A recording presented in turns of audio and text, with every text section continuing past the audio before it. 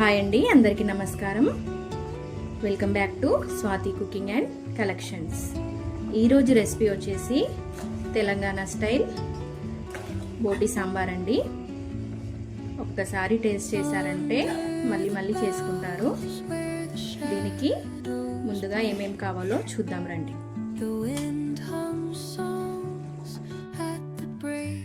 ముందుగా ఒక 3-4 సార్లు బోటిని క్లీన్గా వాష్ చేసి పెట్టుకున్నాను.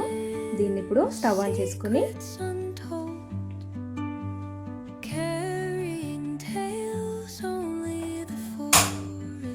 కుక్కర్ పెట్టుకున్నాము.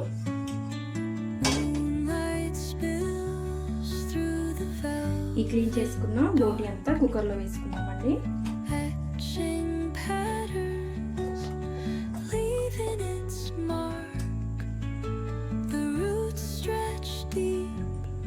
ఇందులోనే కొద్దిగా పసుపు,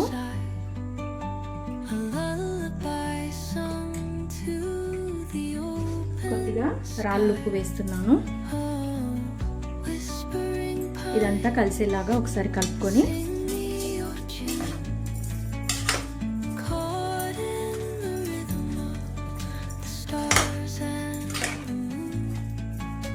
ఈ విధంగా కలుపుకొని కుక్కర్ మూత పెట్టి ఒక 6 నుంచి 7 విజిల్స్ పెట్టుకుందామండి. ముదురుదైతే ఇంకొక 2 విజిల్స్ ఎక్స్ట్రాగా పెట్టుకోండి.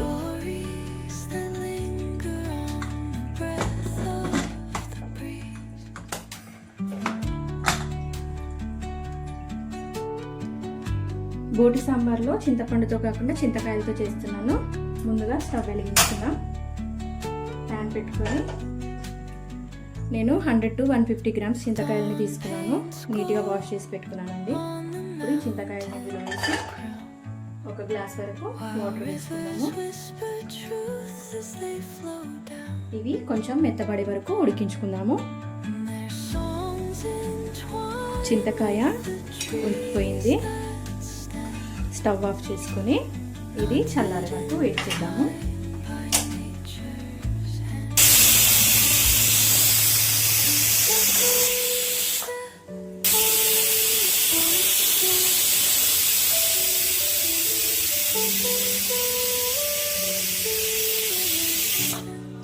సెవెన్ విజిల్స్ వచ్చాయండి. స్టవ్ ఆఫ్ చేసుకుందాము. ఇప్పుడు ఒకసారి మూత తీసి చూసుకుందాము.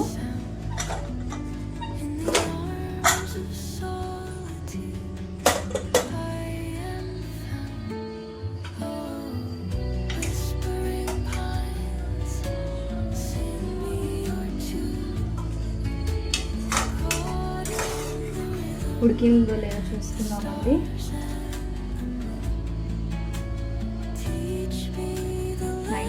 వరకు ఉడికిపోయింది.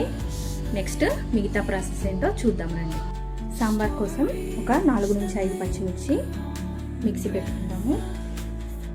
కొద్దిగా సాల్ట్ వేసి కోర్స్గా గ్రైండ్ చేసుకుందామండి. స్టవ్ ఆన్ చేసుకొని గిన్నె పెట్టుకుందాము.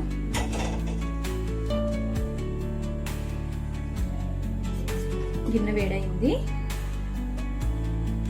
2 టేబుల్ స్పూన్ల ఆయిల్ వేసుకుంటున్నాము. దీనికి కొంచెం ఆయిల్ ఎక్కువే పడుతుందండి. ఆయిల్ హీట్ చేసుకున్నాం. ఆయిల్ హీట్ అయింది. ఇందులో ముందుగా కొద్దిగా జీలకర్ర, కొంచెం షాహీ జీరా, అలాగే 1 ఇంచు దాల్చిన చెక్క, 3 లవంగాలు, 2 ఇలాచీ వేసుకుంటున్నాను. ఇందులోనే పచ్చిమిర్చి 2 నుంచి 3 కట్ చేసి వేస్తున్నాను. పచ్చిమిర్చి వేగాయి. ఇప్పుడు ఇందులోనే కొద్దిగా కరివేపాకు, కొన్ని రెబ్బలు వేస్తున్నాను, కొన్ని తుంచి వేస్తున్నాను.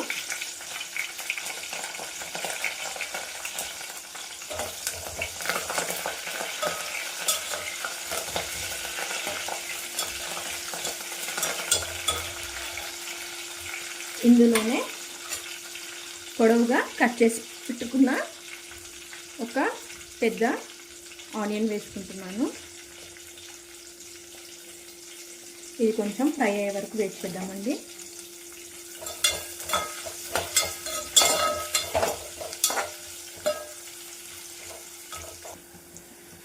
ఆనియన్ వేగుతున్నాయి.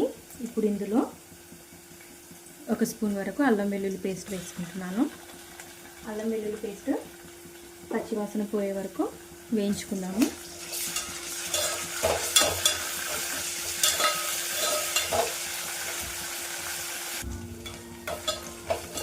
అల్లం వెల్లుల్లి పేస్ట్ వేగింది. అందులోనే ఒక 1/2 టీ స్పూన్ పసుపు వేసుకుంటున్నాను. ఒకసారి అలా కలుపుకొని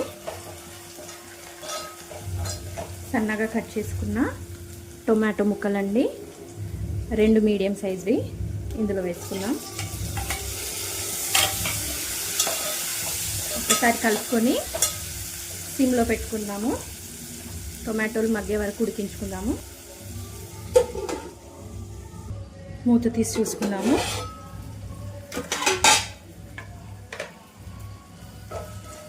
టొమాటోలు మెత్తబడుతున్నాయి. ఇప్పుడు ఇందులో ముందుగా పేస్ట్ చేసుకున్నాం కదండి పచ్చిమిర్చి, ఈ పేస్ట్ వేసి 1 నిమిషం పాటు వేయించుకుందాము.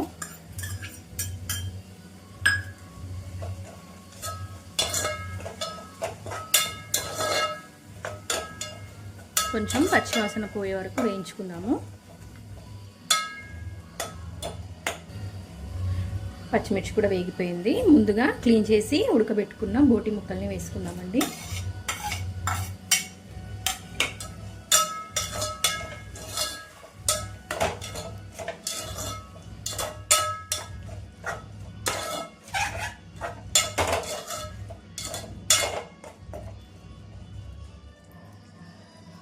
ఇది కాసేపు ఉడికించుకుందాము.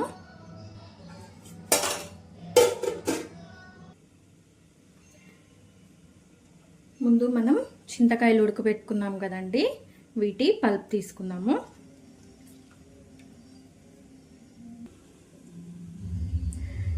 ఈ విధంగా పల్ప్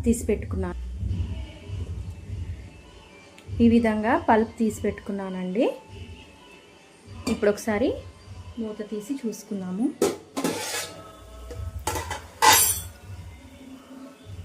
ఆయిల్ సపరేట్ అవుతుంది కదండి. ఇప్పుడు ఇందులో 1 స్పూన్ వరకు కొబ్బరి పొడి వేసుకుంటున్నాను. అలాగే ఒక 1/2 టీ స్పూన్ ధనియాల పొడి,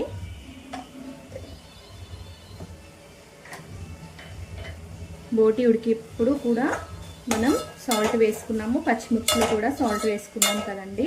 అందుకనే ఇప్పుడు కొద్దిగా సాల్ట్ వేసుకుంటున్నాను, మరీ ఎక్కువ కాకుండా.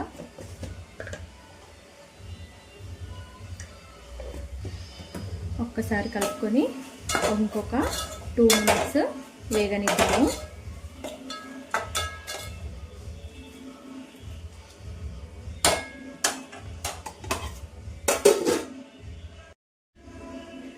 సాంబార్ కోసం నేను ఒక 2 teaspoons rice, 2 teaspoons శనగపప్పు నానబెట్టుకున్నానండి.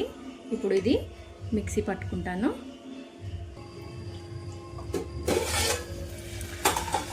బాగా వేగిపోయిందండి. ఇప్పుడు ముందుగా చేసి పెట్టుకున్న చింతపండు రసాన్ని వేసుకుందాము.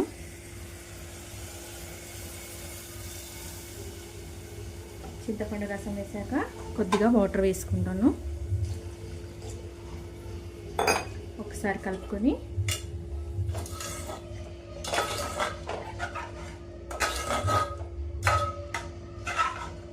మీకు ఇంకాస్త పల్చగా కావాలంటే ఇంకాస్త వాటర్ వేసుకోవచ్చు. నాకు కూడా ఇంకాస్త పల్చగా కావాలండి, ఇంకొంచెం వాటర్ యాడ్ చేస్తాను.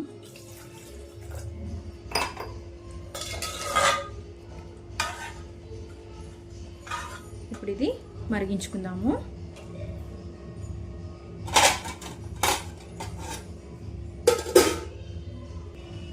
ఇందాక పప్పు రైస్ చూపించాను కదా, ఈ విధంగా పేస్ట్ చేసుకున్నాను. ఇప్పుడు మూత తీసి చూసుకున్నాము. మరుగుతుంది. ముందుగా ఈ చేసి పెట్టుకున్న బియ్యం పప్పు పిండిని కొద్ది కొద్దిగా వేస్తూ కలుపుకుందాము.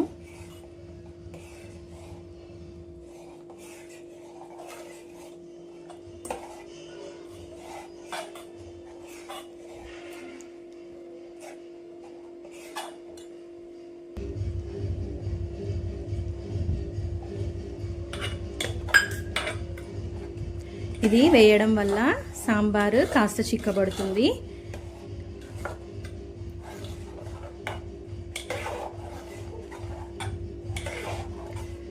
ఇది ఇలాగే ఉడుకుతున్నప్పుడు ఇందులో కొద్దిగా గరం మసాలా వేసుకుందాము.